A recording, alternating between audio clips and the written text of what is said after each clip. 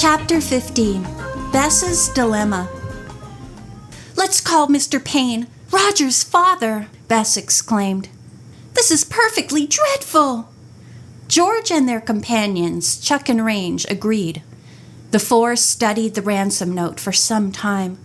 George even held it up to the light to see if there was a clue to the writer on the paper. She saw nothing. Range asked, "Is it genuine?" Chuck shrugged. "It could be a forgery. I've never seen Roger Payne's handwriting, but the message sounds phony." Bess suggested that Pop Hamilton might have seen the missing man's handwriting, so they decided to ride straight to the ranch. They kept talking about the strange note. Chuck asked, "If Roger Payne didn't write it, do you suppose Ben Rowell did?"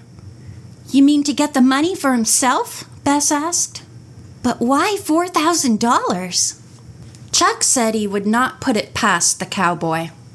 "The men who work at Hamilton Ranch think he's dishonest, and this would be a way for him to make some easy money." George was skeptical of this explanation. She asked, "What would Ben do with an airplane? He's not a pilot or even a student." "He might try to sell it," Range replied. George said, "He'd have to turn over certain ownership papers and then he'd be caught, wouldn't he?" "Sure he would," Chuck replied. "Ben Rowell isn't too bright, though, and he might not know this." The foursome rode along in silence for a while. Then George said, "I'm eager to show this note to Nancy. She'll have some interesting thoughts about it, I'm sure." The others could not argue against this, but had not given up the idea that Pop Hamilton should read the message as soon as possible. "If he finds out it's genuine, he'll know how to proceed," Bess said. As soon as they reached the ranch, Chuck and Range inquired where Pop was. They were told that he was far away checking cattle. He was not expected back for some time.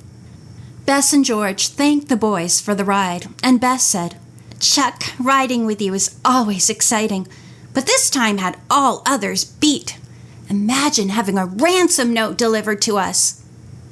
When the cousins reached their room, they found Nancy in the bathtub with bubble bath foam up to her chin. Her hair was soaking wet, and she announced with a chuckle that she had just had an oil shampoo.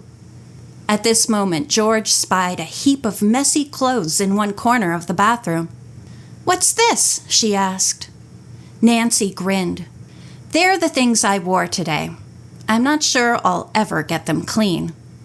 "You had an adventure!" George exclaimed.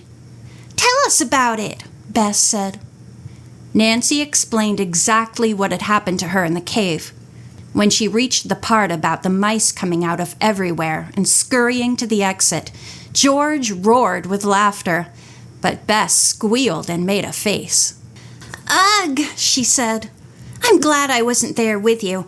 But Nancy, didn't they frighten you out of your wits?" "They certainly startled me," Nancy admitted. Then she added, "Bess, you won't believe this, but those mice had more sense than I did. They seemed to know when it was going to rain oil in that cave and scooted. Of course, I had no idea of such a thing and got caught in the shower." George threw back her head and laughed even louder. "What a picture! Oh, Nancy, please stop. You're making me cry." The girl detective went on with her story of how she had been almost trapped by the slippery oil on the stone steps in the cave. "That reminds me," she said. "My sweater, which probably saved my life, is still in the container in Bruce's plane." Bess suggested she leave it there. "Most people who work around planes don't mind oil," she said. "Don't they call them grease monkeys?" "And that's not all," Nancy said, laughing. "After the cave experience, Bruce and I had a forced landing in the plane." "A what?" George asked. Nancy went on to tell her friends about the riverbed episode. "Hypers!" George exclaimed. "I'll say it again. You had your share of adventures today." She suggested that Nancy get out of the tub now, have a good rub down, and put on some fresh clothes. "We have something really important to show you," Bess said. "But we can't let it get all wet." Nancy's interest was aroused at once. What is it that's so important? George winked at Bess, and the two girls kept quiet. So you're not going to tell me until I'm dressed? Nancy said. Okay, give me 5 minutes and I'll join you. Bess and George went back into the bedroom and combed their wind-blown hair. In a few minutes, Nancy appeared, this time in a robe and slippers. She sat down in a tufted chair and curled her feet up under her. Now I'm ready for your big story, she said. Which one of you is going to tell me, or are both of you? Bess and George looked at each other. Finally, Bess said to her cousin, You be the one. Okay.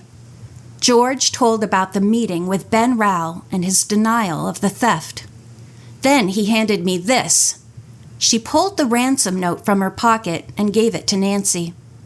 The cousins waited while she read the ransom demand a couple of times. Impatient for a comment, Bess asked, What do you think of it? Is the note authentic? I'm inclined to think so, the young detective replied. I've been expecting something like this all along, but I must admit, having the note delivered to you by Ben Rowell was unexpected. I wonder why. Then Nancy asked, Where is the Buffalo Spring? George told her it was at the same spot where they had received the ransom note. It may be a hiding place for Ben, she suggested, but he galloped away so fast on his pony that we don't know where he went. Nancy smiled. Perhaps to Roger Payne's abductor. Probably Ben works for the kidnapper. It's too bad you didn't have a chance to follow Ben, or at least see which direction he took. George put in, Nancy, who do you think is supposed to pay the $4,000 ransom? The only thing the note says is to whom it may concern. Nancy admitted that from every angle, the $4,000 demand puzzled her. It's a small sum for anyone to ask for a hostage, and if the abductor has to share the money with Ben and possibly others, this wouldn't leave much for himself. George agreed, then said Chuck had suggested that Ben and some pal might be planning to keep the money. Nancy replied they could not do much until Pop Hamilton or someone else who knew Roger Payne's writing could identify it. Possibly the manager at Excello can. Suddenly, Nancy changed the subject. She said she had almost forgotten to tell the girls an important bit of news. I figured out the last word in the message on the metal. You did? The cousins exclaimed together. They waited for Nancy to go on. She said, It's cloud. In unison, the three girls recited the whole sentence. Revolution bomb site under great cloud. George added, Now at least we know where the bomb site is. But what does the message mean? It means, Nancy replied, that we'll have to do a lot more searching before we fully understand what we're after.